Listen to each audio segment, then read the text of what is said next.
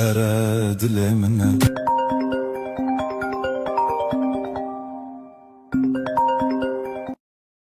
Alo. Assalomu alaykum dadasi. Va alaykum assalom. Nima qilyapsiz? Ha, ovqat tayyorlayotgandim. Pishib qoldi. Ko'chaga ovqatlangani chiqamiz. Tayyor bo'lib qoluvdi-yu ovqat. Ha, bo'ldi, mayli. Buni ertaga yeymiz. Xo'p bo'ladi.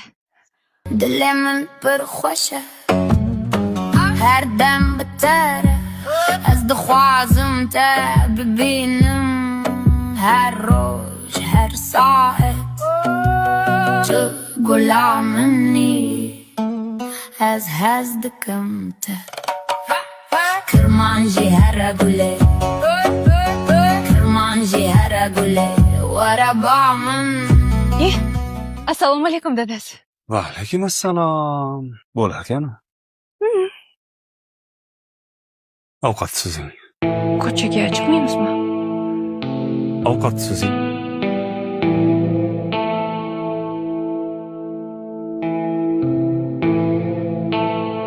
Bo'larkan shunaqa o'tirsak. Ustimdan kulyapsizmi? Yo'q. Kulmayman. Juda ham jiddiyman. Atringiz nomi nima? Docha Gabano.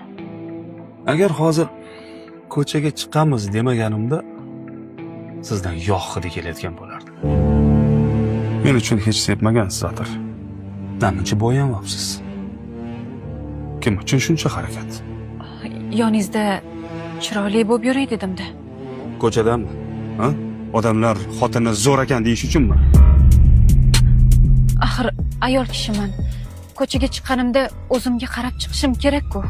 Ko'chaga chiqayotganingizda o'zingizga qarab chiqishingiz kerak. Lekin ko'chadagilarni o'zingizga qaratishingiz kerak emas.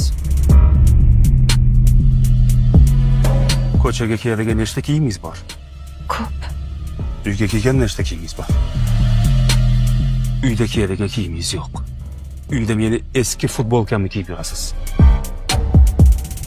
Tushundim. Ro'zg'orda kamchilik bormi? Hamma narsa bor shukr. Mehmon kelganda qanaqa dasturxon tayyorlaysiz? To'kib. Unda men hozir ko'chaga chiqib 1 soatdan keyin mehmon bo'lib kelaman.